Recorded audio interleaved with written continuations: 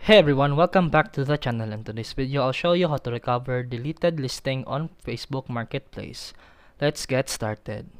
First, head over to Facebook and log in. Then, click on the Marketplace icon. Inside Marketplace, click on the Selling tab. This is where you'll find all your current and past listings, including active, pending, sold, and archived items. Facebook doesn't have a way to delete listings permanently in the traditional sense. Instead, listings are either marked as sold, expired over time, or archived manually. If you think you deleted a listing, chances are it's just archived.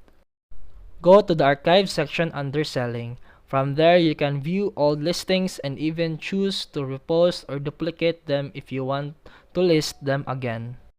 And that's it for today's video. If you found this helpful, please like and subscribe for more videos. See you in the next one.